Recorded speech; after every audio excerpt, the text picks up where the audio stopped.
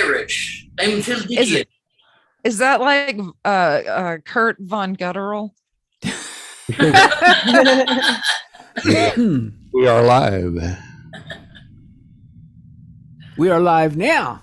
Live from the Plutopia News Network. This is the Plutopia Happy Hour. Our guest this time is Spike Gillespie, joining us from the peace, love, and good vibes capital of Bastrop County, Smithville. Not ready for cable news players are here. Susie Sheeler, Maggie Duvall, Scoop Sweeney, and John Lebkowski. Hey, John. We said before that Spike is a punk rock knitter. And I think that's an apt description. Okay. How is everybody? The news hasn't been very good today. Maybe we can find a retreat, make a retreat. I did can I say one thing about the news? Yes, ma'am. Absolutely. It's, I don't, this would be really cold comfort, but maybe a little historical context. There's a book by Anne Fadiman with a D, Fadiman, and it's called Spirit Catches You and You Fall Down, if any of you've read it. And it covers, I think she researched it for 10 years, but there's a Hmong family that the family had helped during the Vietnam War, and they had been told by the US government, we promise that we'll take care of you forever, which, pardon me, once they got people here, culturally, we'll take care of you forever meant two really, really different things. And she personalizes the story because there's this one Hmong family with like 13 kids, and one of them has a lot of seizures, which culturally for them means this is a special child. Eventually they have to get involved with the American medical system. And it just, I've been thinking about the book a lot. It's very powerful, watching what's going on in the news and thinking about after Vietnam, the US government did the same thing, like left so many people behind. And we didn't do the thing, there's a term for it, but I can't remember what it is, what we did in Germany where we, helped them build back better, so to speak. We did not do that in Vietnam. The Marshall, we did not do that. Doctrine. Yeah, the Marshall Doctrine. There it is. Yeah. And we haven't done that for these other countries. We've just fled. I always like the idea in The Watchmen of like making Vietnam a 51st state. I don't know if they'd like that. Well, they might not, but they can join the club. Do it anyway. Texas doesn't like it either. Texas wants to secede. Vietnam probably would too. Florida would, I don't think wants to secede, but I would like for them to. Well, they may be underwater soon enough. Unfortunately. So Spike, what's happening in your life? Well, thank you so much for asking. I know while we were in the green room, we were talking about my sheep. I just got 2 new sheep today. I have 3 big sheep. They live at my ranch, which is in Travis County. And I just got 2 baby boy sheep here at the house in Smithville. And they're amazing. And I mainly got them because I miss my sheep at the ranch. But I'll have them shorn once they're big and fluffy. And then I'll have their wool processed and turned into yarn that I can sell from my knitting shop, which is here in my house in Smithville. So I'm super excited about that. Before I got the sheep, I'd seen somebody walking a Shetland pony down the street, and I was like, wow, that's so cool. So then I sent a message to Robert, the city manager, and I said, am I allowed to have sheep in the city limits? I read the manifesto, and I said, I did see I'm not allowed to have lesser pandas, whatever the hell a lesser panda is, but I'm not seeing any restrictions around sheep. So sure enough, the animal control gentleman came over and we had a talk, and sheep are perfectly legal. So the yard's fenced in. There's just sheep right in the front yard. Right on. Exciting. That's awesome. That's cool. What about greater pandas? The greater pandas was not on the list. I don't think giraffes were on the list either. I always wanted to get a giraffe, but I found out. Do you know how giraffes fight? No, With I their didn't know I don't they know. I was faces. hanging out with some With their giraffes today, and they faces, seemed very they- docile. Well, I have heard, this is from my ranch hand, so now I'll have to Google after we talk. It's a rumor, but I heard that they fight with their faces. Like, you know, Oh. they like just slam each other. like in St. Louis. That's how they fight in St. Louis too, just like with their heads. Yeah. Why don't they Yeah. fight with their fists? Giraffes don't have fists. Oh, Well, I have a sheep related question. I'm curious on sheep. After after you shear the sheep, do you have to buy them sweaters so they don't get cold? You know, it's funny. They do that in northern climates. It's very kind of ironic. It reminds me of once I went to the circus and I saw an elephant that had to dance across a pretend keyboard. And I thought that's like shame upon shame. But some people do put sweaters on their sheep. That's silly, right? you know, I want to bring up something else we discussed in the green room. I'm going to share this now. I said watch Guard donkey, but it's a donkey. guard donkey. Right. I love guard donkeys. I have 2 guard donkeys at the ranch, Levon and Buster, and it took a long time to be able to get them in the same pasture, just because it's just like a cartoon.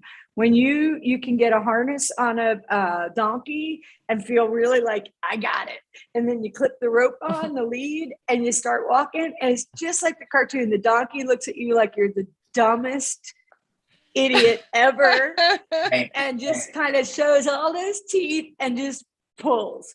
And so for that period of time, it was like I went to a convent once in Brenham. You know, they had the mini ponies out there. If anybody remembers There's a that order convent of in nuns. Brenham. Yes, and there it's a is. different order now, but it was the order, Is it I the think it was Bluebell order? Carmelites. Order of Bluebell. So this particular convent, they raised mini horses, and I went there once. There were only a few left, and they did this during prayer hour. They did this call and response in the chapel. The nuns, it was like amazing, and my donkeys would do that. They would bray to each other back and forth across how the cool. pastures. Then we finally got them together, so that's cool. Oh, Nice. that's a Yeah, sweet story. I like, I wake up every morning here and there's the donkeys. There's a lot. I'm surrounded by all these little farms. Oh, and- thanks. There they are. Yeah. yeah. Oh, they have Oh, a yeah. website too. Well, Sorry, Maggie. site I can't be didn't mean, I'm reached. sorry. I didn't mean to interrupt you. Go Oh ahead. no, not at all. No, just like I'm in a traditional, very old farming community here. So I'm surrounded by, I hear the donkeys every morning, and I also hear the coyotes all the time. So we have lots of guard donkeys around here. Definitely. Oh yeah. So the guard donkeys at my ranch, ever since they moved in, ever since Levon, because Levon moved in first, he only speaks French. That's why his name's Levon. I understand. The wild pigs are gone. They took off. He keeps Good. them at bay. That's Good. so cool. That is so Man. cool. It's really cool. Yeah, that's great, because I used to, my brother was working at Festival Hill and Round Top for a long time, and I'd go out there and hang out, and I'd take all these walks around the property, and then I stopped doing it because there was so much wild boar damage everywhere, and they were saying, hey, be careful if you're walking through the forest, because they might be there and you scare a mom or whatever. And yeah, it was incredible the damage they do. I have a related story. So All there's right. this old blind hillbilly that lives at my ranch in an RV. He's the dad of a friend of mine. And all right, wait, back up again. Maggie, tell me the last line. I got so wrapped up in describing Gerald, I forgot. The way they tearing up. The Okay, landscape. thank you. So Yeah. Gerald's job is to put the chickens up at night. And one night I'm in the ranch house and he calls, he's like, Spock, there's 3 little pigs out here, like in a fairy tale, right? And I thought, I have 3 big pigs, pickles, mustard, and ketchup. So I thought, well, he's blind. I'll go out there and take a look. there were these 3 adorable baby pigs. And I said, Gerald, I asked the blind man, do you think these are wild? He's like, no, they're domestic. They're domestic. I said, oh, great. Okay, hang on. I run in the house. The only food I could find is like organic granola. So I'm like skipping through the field and these little pigs are chasing me and I'm feeding them granola. And it's really like a Disney movie. And so I shoot a little video and I send it to my ranch hand. And he says, get in the house right now. Oh, Those no. are wild pigs and their mom's going to kill you. So get in the house. Oh, And so, Shit. and we did have to dispatch those pigs because you right. can't domesticate Right. wild pigs. You can't. So I was not there for that. I'm a vegetarian, but they were turned Right. into bacon. So Right. Right. Yeah. Yeah. Mm. Yeah, we have that problem out here, and a number of times I've had to retreat from my own property because there was like a 400-pound feral hog. Oh my God. My neighbor, and I don't argue with those folks. No. There's a few wild Not boars smart. around. Our son-in-law shot a wild boar and brought us some of the meat. It's pretty tough. when you say wild boar, free association time, I think ex-husband. Nice. Speaking of wild boars, Spike, how about the Brilliant. Legion of golf carts? I mean, have you had any golf cart visits? I was wondering if you were going to ask that question. Yeah. And so, I knew it had to come up well, sooner or later.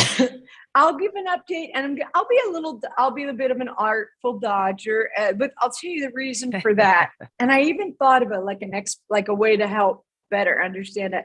I had a family member come to me many years ago and say, you know what? I know everybody's been telling you're crazy, that you say all this shit happened to you as a kid, but I'm here to tell you it did happen. I was there, but Wow. don't tell anybody I That's told awesome. you, which at first felt like, well, felt like an abusive relationship, like, right, don't tell anybody. But then I thought, Yeah. this person is part of the family still. Like, this is going to really reflect poorly. So I'm going to tell you that I've actually either purposefully or accidentally encountered some of, we'll say, the golf cart brigade.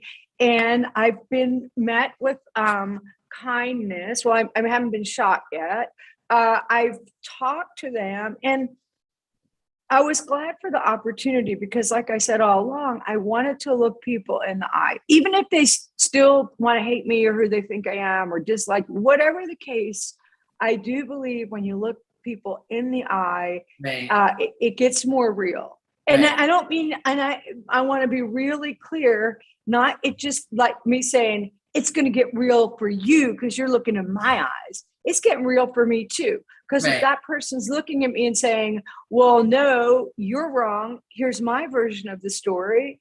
I hope I'm old enough to know that there can be two versions of the story that are both true and wildly different. Case in point, my father was my mother's hero. He was my greatest and remains my greatest villain. He's been dead forever.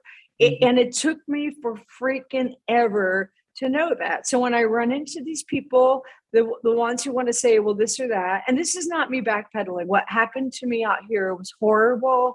It was stressful. I had suicidal ideation. I wanted to leave Texas. So I'm not diminishing that. And something else happened, a couple of other things, like you learn about people, the grapevine is always active. You learn about people's, the trauma they have had in their life or what they've been through. And that dovetails perfectly with my Buddhist studies. It's like, before you get angry at the guy who slammed on his brake that you ran into, maybe he braked because a little kid was on a bicycle, like think about it. Right. So my adrenaline has settled. I've met some people. We've invited each other to our porches. No one's taken each other up on it, but that feels really good. And then there are a few other people who I'm going to continue to not name names, who just, every day check in with me because they're my friends now. And I think also in their own quiet ways have talk to people they know who maybe don't, just to let them know, like, you know what, I'm not here to eat the children. I really, really, not only did I come in peace, I came to like seeking peace, seeking solitude. So it's been better. I do notice when I go out shopping or into a restaurant that I just, I'm looking around, I'm kind of vigilant, but it's getting better, and it's the nice people, the kindness, the compassion. It's that if we had a pie chart, the golf cart anger is there and the rest is just big pie. Well, when I was a little kid, baseball was considered the national pastime. And now that I'm an adult, it seems that rage is considered the national pastime. And it sounds like you had some people kind of raging there in your town. And I don't know. People have a lot of anger and they don't know what to do with it, I guess. I want to say, like, adjacent to that, I have performed maybe 2,000 weddings, somewhere in that ballpark. And I would say far more than 90% had been wonderful, fantastic. Then this year, 1, 2, 3 weddings in a row at the ranch, and the people were shitty. It was a bad experience. Wow. And I'm thinking, like, and I'm wondering, like, first, is it me? Like, am I doing something? Because I don't have the patience that I had before, which is why I've hired managers. Like, I'm retiring from that because I'm not enjoying it anymore. But I also thought, I think everybody, or almost a lot of people, have this pent like anger, fear thing, whatever it is. And I don't know, for me, like, it pops out in funny places. So maybe for the COVID weddings, they show up, they've already rescheduled it, their friends and family can't fly in, and they're bummed out about that. So the first thing they do, like, I'll give an example of this bride.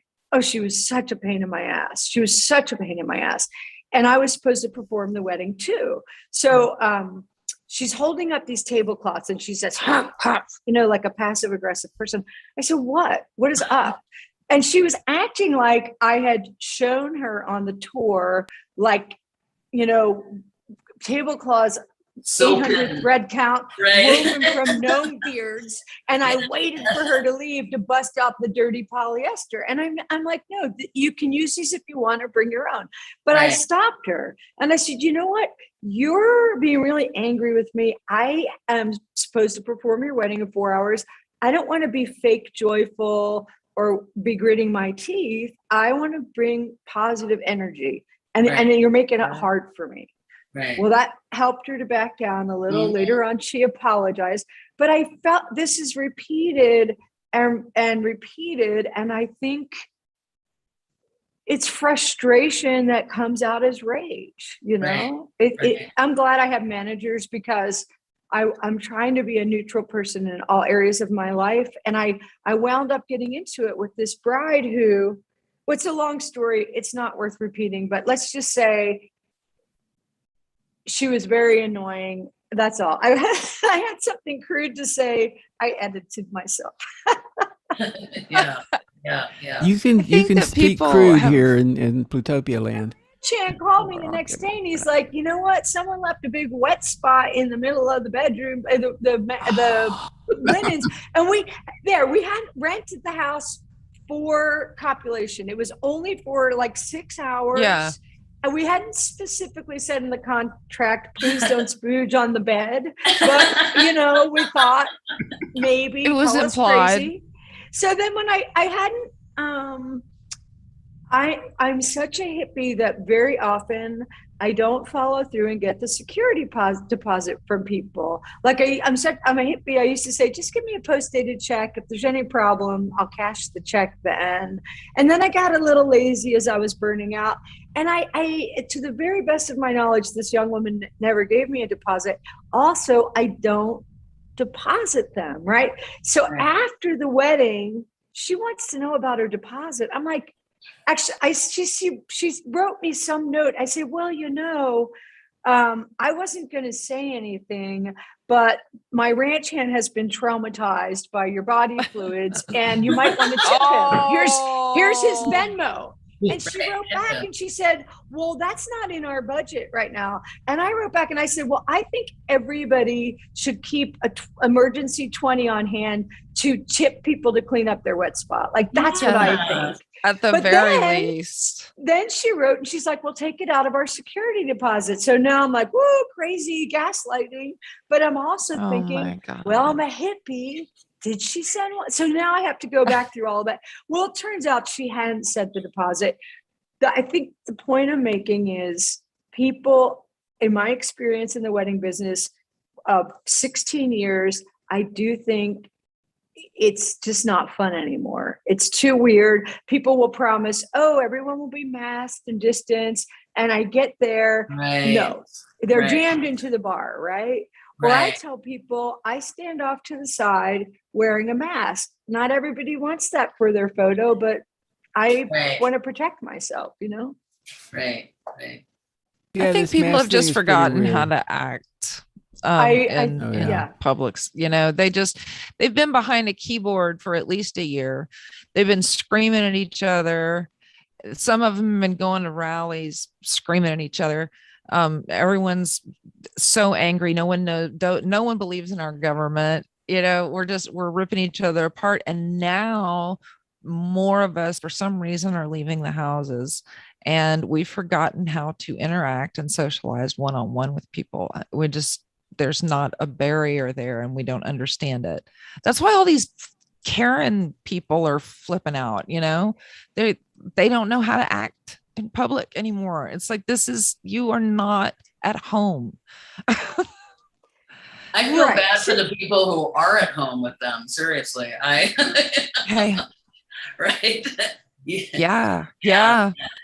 I think And too that Oh, go ahead. remember when it used to be like, we would say, pre-COVID, we would say people would never pull the shit they do online in public. And it's like, well, I think that's out the window. It's just like, Yeah. no, yes, they will now. It's like, I want to Yes, throw a question yes. in and say, I want to ask, this is something I've been thinking about a lot because all I have is time to think.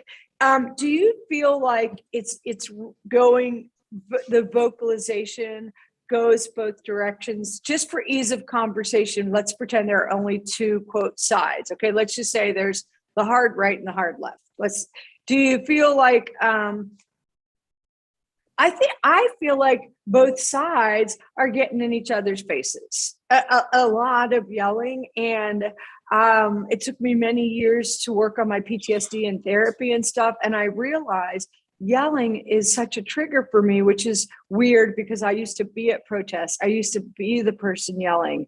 I don't like yelling anymore. And I noticed on my Facebook feed, a friend of mine who leans in a different direction than me just very gently said, sometimes your friends make comments that are equally pugilistic, and that's a part of the problem too. And I was really glad to hear that, because it helps me to remember I don't want to contribute to the yelling. I don't want to.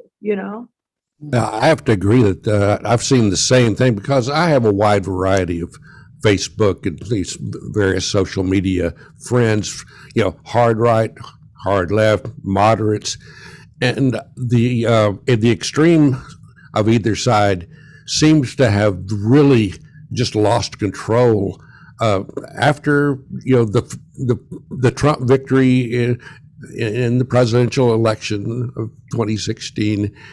They just got louder and louder, and a lot of these people who were abusive in public were also abusive online. I think a lot of the social media grandstanding is what has really helped stir a lot of that angst up, and that people are just taking it with them when they go out in public as well. Right. Yes. And I wanted to also throw in. Go ahead. Sorry. I was going to say, I want to push back on that just a little bit. No, I don't think it's both sides as much. I think that, yes, it's happening on the left a little bit more. And frankly, I'm happy for that, because I feel like we've stood by ERA. We were told, hey, you don't need that. relax, everything's fine. We should have kept yelling. I mean, that's how I feel about it. I think that's a super great example. Yeah. So that's Yeah, all I wanted to think- say is I think, yeah, because I think a lot about the, what was it? My friend Claire shared an article today about, this no judgment thing, how, sometimes you do have to make judgments because we're kind of hardwired that way and it's for safety purposes. And so I've been thinking a lot about that, not righteousness, but maybe being right about something like this is dangerous, do not step into the fire. You will burn up, or whatever. yeah. So that's kind of going through my head. And then the other thing is that what I see coming up a lot is so many people that I know who are, left leaning, who have tended to be, the vaxxers and the maskers and all that, are just enraged at this point at the wait a minute, we were all willing to do what we needed to do. Yeah. Protect one another, and it's just all flying out the wind, and it's sort of snapping point, so it's it's hard, but it's like a mom and a kid, you're right. like, come here. I think there's a difference though. There's a difference though between kind of expressing the anger and getting ugly, because yes. I see both sides doing you deserve to die, you pig, this kind of stuff. I'm like, wow. Yeah, that's really communally minded and community and all that. No, it's getting that hardcore. Ugliness is really getting to me too, because it's just wow, great to devolve into just name calling instead of hey, I'm upset about this or whatever, so it's a kind of a tangled mess. Yeah, but I think what we're seeing is that there are a lot of people who were thinking things about what they saw in the world and what they thought was happening to them and so forth. And they weren't speaking up about it. They were just kind of going on with their lives and maybe trying not to think about it that much or whatever.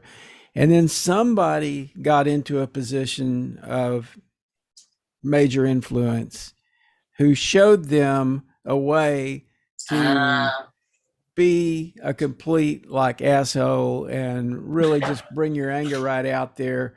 And the next thing you know, people are yelling at each other, and it influenced people on the left and the right, but really on the right quite a bit because he was sort of their guy.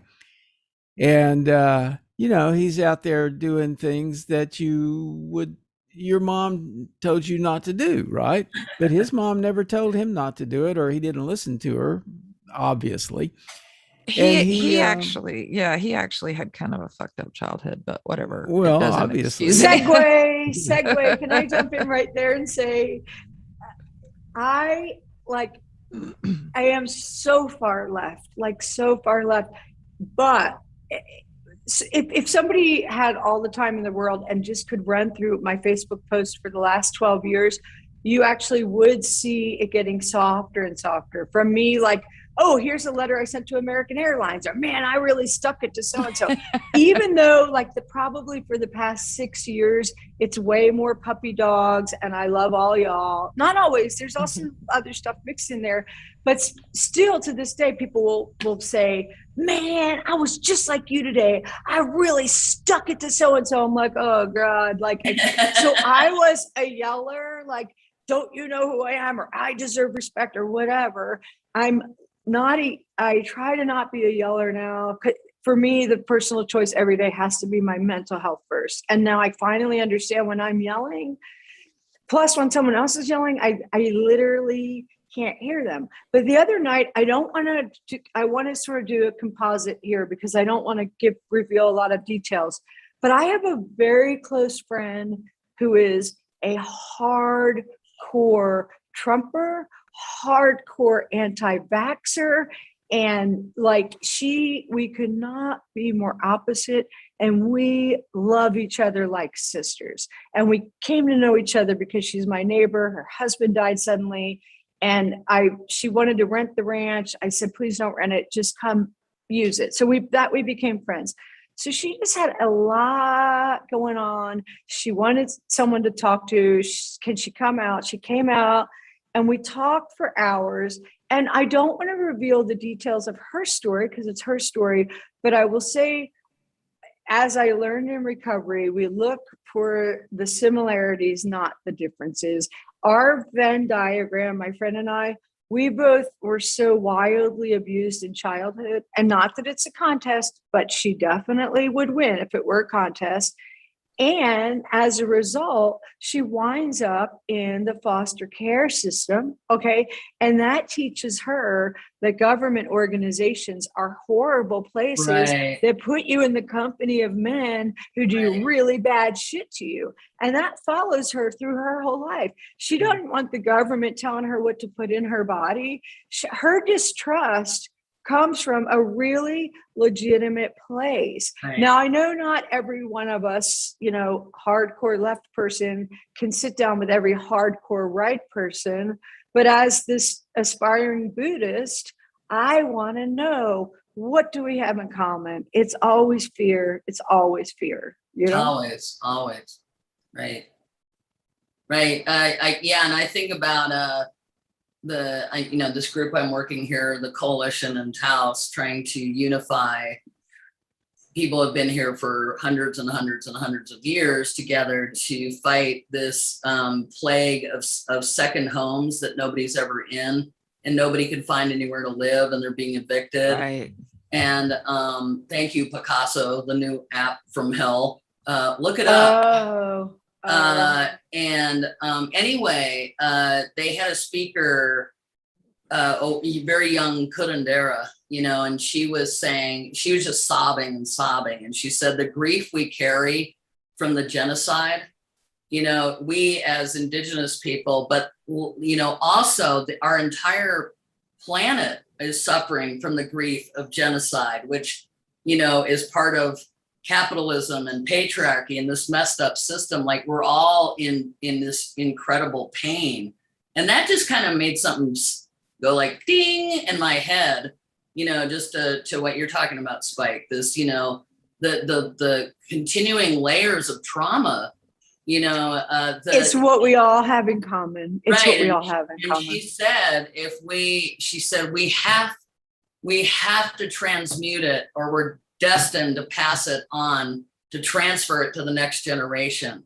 We've got to stop the buck here. We've got to, any of us who can be responsible for and explore and address our own personal trauma is doing like a world of good, just in that little bit, and that's just stuck with me. That was like 3 weeks ago, and it just keeps coming up in my mind a lot. Right. And I kind of like I do a lot of like tech support for people, and I have to go into a real Zen space, because people just want to vomit all over me. It's all my fault.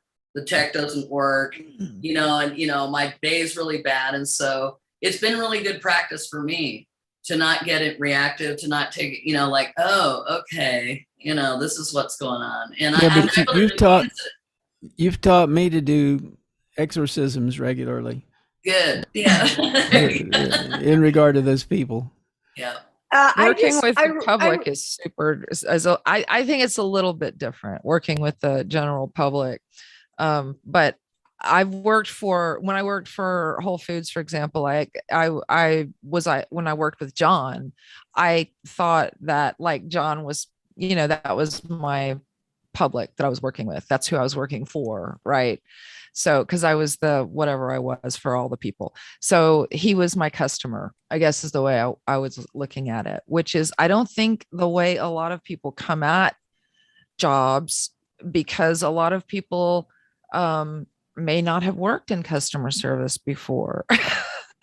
And maybe they really, really need to. Maybe everybody should have to, like, just for a minute, just for right out of college or something. You've got to work customer fucking service. But I did that. Like I worked so much customer service from the time I was 14. And yeah. I hate to admit this about myself, but I'm going to do it. It would at times stir in me the greatest of entitlement. There, I said it. I hate that I did that. But I look at people and be like, I would even say these words like, I did customer service for 20 years. I would never do that. Like I was a pre-Karen. There was a movie. Oh my independent God, film. pre-K. I was in pre-K. That's funny. There's a great movie with Frances McDormand like 20 years ago and Jennifer Aniston. I think it was called Rich Girl or Poor Girl or whatever. And McDormand's got this, she's the woman, she's the original Karen. She's in line at the grocery store. You know, she's menopausal. Somebody has put 11 items on the 10 item only thing. And she loses it. And I remember watching that thinking, I don't ever want to become her. And I think one of my friends said to me, like, you're already her. I don't do that. I don't, yeah. There you go. That's it. I don't do that, hopefully anymore. I try to be like, oh, or else I'll do that shitty thing where I say, look, I know you don't own this company, so I want you to know I'm not directing my anger I'm not yelling at you. Fuck your company. You know, like I need to do better. I need to do better. Yeah. Yeah, I relate to that too, because I'm pretty good these days, right? You know, I don't do quite the ongoing comedy monologue when I'm driving, you know. Yes. But every once in a while, it'll kick, you know, it'll be a bad day. It'll kick in. And I liken the experience of how my perception collapses to, like, you know, when Frodo slips on the ring and Sauron spots him, and it's like that. like I lose all perspective. It feels like closed in, blinders on. I can't, you know, it just feels really constricted. And then it's like I take the ring off. I was like, oh, okay. Yeah, that's great. I learned a really good trick for that, which is when I used to just tell myself when somebody cuts me off or whatever, oh, they must have a bee in the car. But somebody taught me a better trick, which is when they do it, you can say very loudly, I'm going to let you get away with that. Like, so you have this, you know that you're tricking yourself, but it works anyway. That was really nice of me to let that guy get away with that. Right. Wow. That's awesome. Your ego is still intact. But I do miss saying, like, if, you know, you're at a stoplight and nobody will start, I do miss saying, what are you waiting for? A papal dispensation or a different shade of green? Or a different shade of green. Oh, I'm not sure men can see color. Some can't. It's true. There are colorblind. I really think that's males. Well, speaking of colorblind, you know, when you were talking earlier, Spike, about, you know, Smithville and everything, as you were talking, I just had noticed your painting behind you and loving it. And I know. I've been staring at that. Thank you. It's awesome. But I was thinking, what comes to mind is that movie Pleasantville. It feels like you dropped into Pleasantville and you're bringing up Pleasantville. So, yeah. It's really, I feel like it's Pleasant Valley, like Harper Valley PTA. Right. I realized Tom Hall, who wrote that song, died this week. And I was like, oh yeah, I remember that.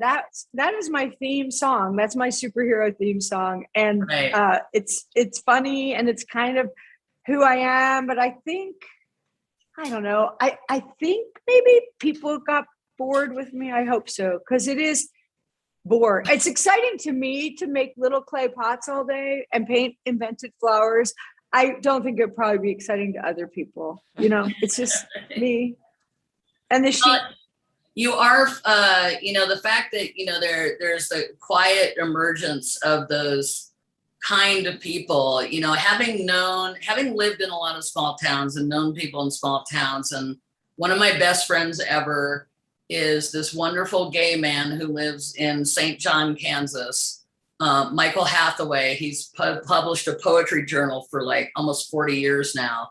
And he adores his community, but he's also the one who patiently will, if somebody's writing a letter to the editor, quoting the Bible, he'll patiently respond with this kind, you know, the words of Jesus, not the words of the Old Testament. And, you know, he just keeps it going. But I've always admired him, like, you know, like, how do you live up there? And he said, well, there's a lot of wonderful people. you just have to get to know them, That is my experience. And I have to tell you, I wish I had my bag here. I don't. I really do wish if I could go back in time that none of that happened. I don't want to be like, this was a beautiful, life-changing thing. It was a horrific trauma to me. So, but I did get to watch quiet acts of compassion and just, I wish I could tell you the names of the people and quote them specifically, but that would feel like, you know what I mean? That would, I would like for it to continue to quiet down. I'm grateful that people are being nice. And there are so many nice people, so many. Yeah. I'm glad that you're seeing that, because when you first let us know about the circulating the address for our podcast we did with you, and all of a sudden the numbers went through the roof. I mean, whatever. You let us know that, I looked on our stats, and it's like it was just a big mountaintop, and obviously a lot of people were coming to see what this evildoer was doing. It was so popular in Smithville. Wow. It's so ironic. And because I present as the boy who cried wolf, I think only people who really know me really believe this. I came here to seek anonymity. I'm not saying like they were throwing good parades for me in Austin, but in Garfield, which is the small community within Del Valle where the ranch is, I had grown really accustomed to the quiet. I like the racket of Facebook. I like that I can go in, check in, play, have opinions, talk, and then close it and go hang out with the horses and the cows. I love that. And so when I came here to Smithville, I wanted to get even quieter. I'm almost 60. I just wanted to be contemplative. And now suddenly, like seriously, I think everybody in town knows who I am. And that's it. I can't do anything about it. But I still think the possibility of leading a quiet life here, well, I think it's possible. I hope so. You too could buy a golf cart. I have a golf cart. It's at the ranch. So my golf cart is used for like hauling hay and dead goats and stuff. So I do have a golf cart, and that popped into my head. I used to do a video blog maybe 4 or 5 years ago. Every morning it's probably still posted, bowlingformocha.com.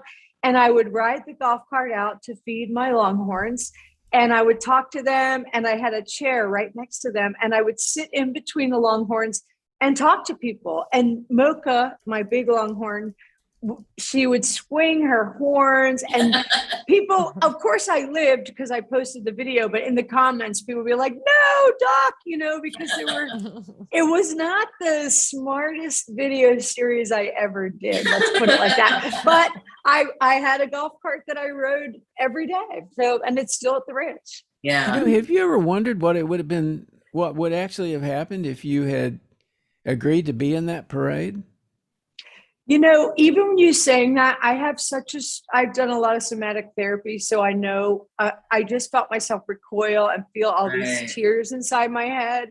And it's because I kind of split off in cases like this, and I see a younger version of me. It wouldn't be like, oh, this council member's wife invited me to this parade. It wouldn't be the adult us. It would be the 5th grade me getting duped into whatever, come into the forest and then like, oh, we're all here to make fun of you or beat you or take weird photos of you, Now I want to counter that and say that I have had, a number of people come to me, like say to my face, look, that parade was not about you. It was about patriotism, and say that I know the tone I just used sounds, like I'm being sarcastic, but say it with like complete belief. Now, is that revisionist history? Was that person's belief all along? I don't know. All I know is whatever I can do that doesn't involve me sacrificing my self-esteem or self-confidence, but whatever I can do to have quiet in my life here, I'm down. Right. Have your parades, do what you want. That was a really, really scary time for me. And I'm glad it seems to be done now, Mm-hmm. Mm-hmm. Well, I think the way you handled it was what made things calm down. You didn't go out into the streets and beat people back. Taking the path you did seems to have diffused all of their anger and angst. This is where I want to thank the Academy and say, again, without naming names, because I think they prefer to remain unnamed. I have a few super awesome friends here who, gosh, it's really hard for me to listen to anybody telling me what to do or suggesting what to do or whatever. But I knew well enough that my brain chemistry was completely whack. I knew these people came in peace and wanted me to have peace. And I was able to hear them clearly. And that fortified my desire to try to be non-reactive. Now, I wasn't entirely non-reactive. At first, I posted a comment on somebody's wall like, no, you misunderstand. Here's an article about how great I am because I adopted an old man and, please like me, please like me. And Right. I realized afterwards, it's not my job to make people like me. That's an old habit of mine. Like, please don't hit me, right? Please don't hit me. Please don't beat me. My job is to stay on the path I'm on, which is meditation and visual art and writing too, right? But which I want to just jump in and say, I wrote this piece about the Everly brothers the other day. I'm going to sound like Pollyanna here, but the Everly brothers hated each other's fucking guts. And in Don Everly's obituary a few days ago, he I think it was him, it might have been Phil, but referred to the sound of their voices together as the Everly brothers. Mm-hmm. Neither one of them could do that without the other. So the only way that they could give this to the world was to check their contention at the door during concerts. And it's ironic to me because all their songs are about love. And I was saying that there were probably 10 million backseat pregnancies thanks to the Everly brothers who hated each other, right? But they got over it. And that got me thinking okay, harmony doesn't actually mean both voices are the same. They're complementary. I know I'm oversimplifying this like a fifth grader saying like the Pledge of Allegiance. I get that. But it's the right and the left. I personally think that there's a tremendous harmony to be had in what you said at the beginning, Maggie, about how, or somebody said it, that everybody hates the government right now. I hate the government. I don't feel like a wildly allegiant Democrat. I feel like, well, what are my choices here? Mm-hmm. I feel like the patriarchy is crumbling. I really think both sides have the same fear, which is I am not being represented as the Constitution says I am to be represented. Mm-hmm. We have that in common, but it looks really different, right? Mm-hmm. So how do we get our voices? How do we get harmony? I don't know. Mm-hmm. Mm-hmm. Well, I think even on those of us on the left, so to speak, who don't all agree on the same, like progressives, and then just general Democrats, and then you keep going left, but I think that one of the reasons that we are not harmonious is that we get tired and we don't keep pushing. I think we give up too easily. The left gives up too easily, and we can't coalesce. And we have been duped into believing that each one of our groups is against each other. Like the church came in and basically taught the Black community that queers were wrong, right? Everybody else already thought that, but they really used religion to solidify that idea. And so it's very difficult for those two groups to get together. Fortunately, in this town, we have people like Matt Korn, who he's a gay man, a Jewish man who works very closely with the Muslim imam who just recently died. And they, those are two groups that you also would have thought would never have worked together. So there are some, I hope that we're finally getting over this institutionalized hate. I mean, we've been told to dislike each other so that we won't come together as one voice. Mhm. Well, I have 9, I have 8 siblings. There are 9 of us. My dad, thankfully he's dead, but he was a raging narcissist, also undiagnosed mentally ill, which I have compassion for because I have a diagnosed mental illness. But my bird's eye view or my hindsight view is that we kids were each struggling so hard to survive emotionally, physically, but especially emotionally and psychologically. There was not a lot of ally making.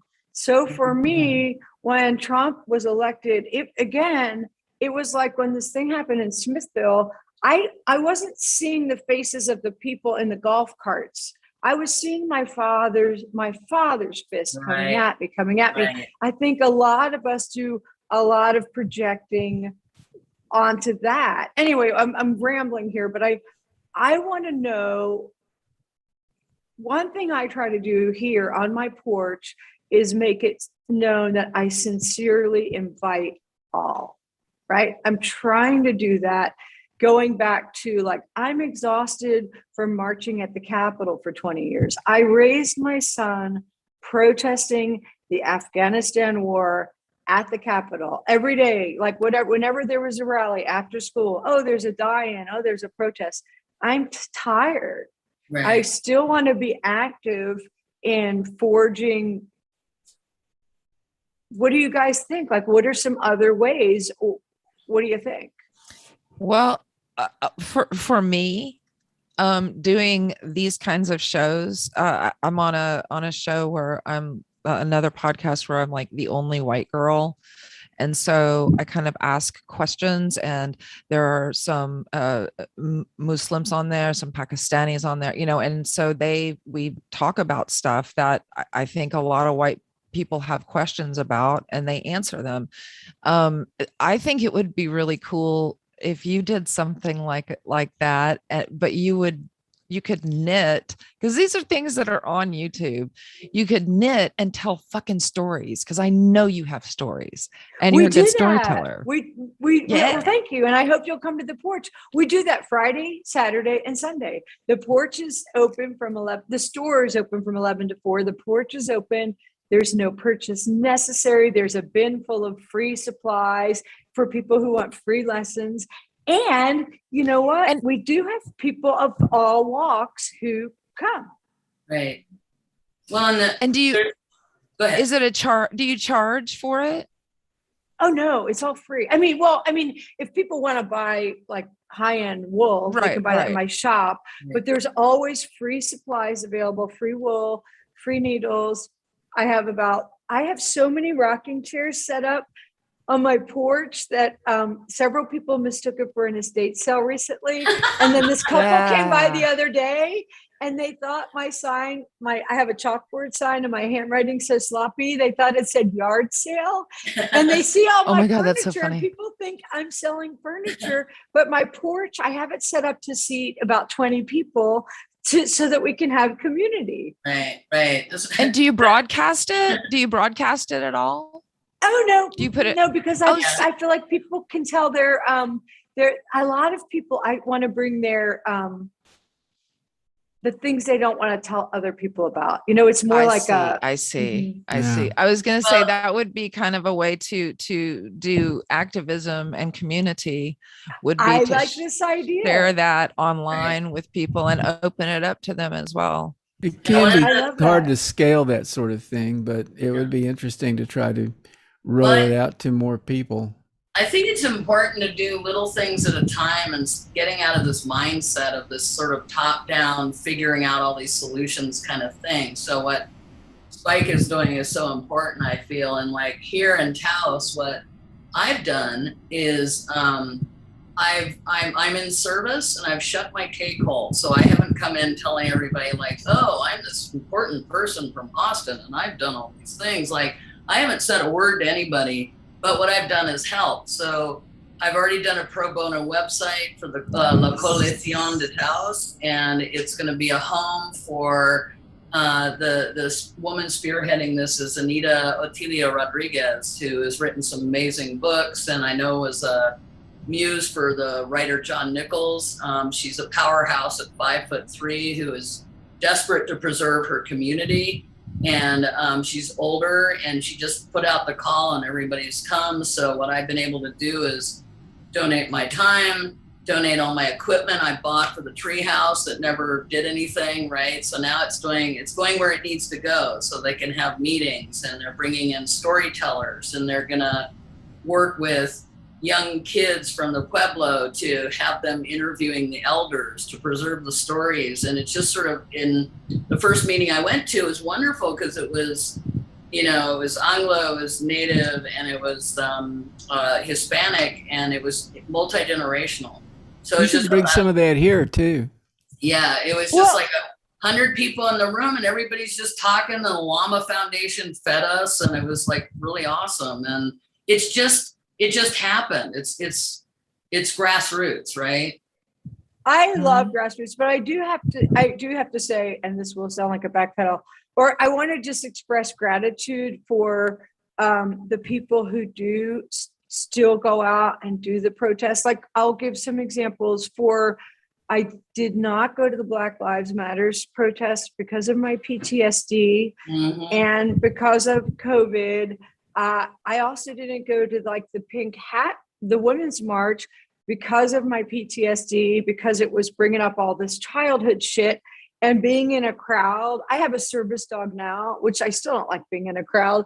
I didn't have a service dog then, and I thought it's not going to work. But I'm great. Like later that day, my son sent me some footage. He had gone to protest at Trump Tower, and Nice. then when the immigration thing hit, he was in the first group of people that went to JFK to document it. So I feel really happy that this generationally, like he does understand the importance of, I'm going to try to keep being broad and neutral. He understands the importance of activism. If he had grown up to be a person on the right, it would have broken my heart. But I would have respected it, and I would be glad. I love getting in line to vote because you really don't know. I vote in Del Valle, I just changed to Bastrop County, but I used to vote in Del Valle. You just have no idea the person in front of you, behind you, what they're going to vote.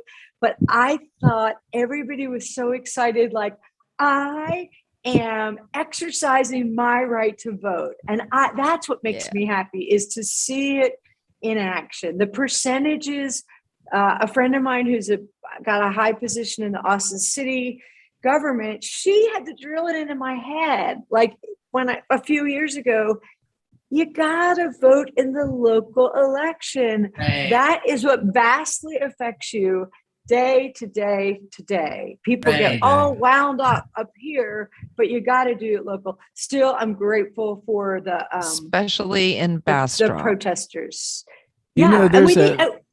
There's a thing you asked about what you should do, and one thing that you should do is what you're doing. You're doing Zazen, and when you practice, the whole world's practicing with you, right? Mm-hmm. It's true. What about do you know anything about the Rodney Reed thing that's going on out there in Bastrop? I do not know enough to speak about it with any knowledge. I am aware of like the bullet points of the story. I have some friends who are much more keenly active. And so I don't know the latest update. Do you know the latest update? He's still on death row. There hasn't been an update. Well, there was one probably 3 months ago, and it was just another, he's still waiting. We all know who did it. Yeah, I know that part. Know Yeah. who did it. Yeah.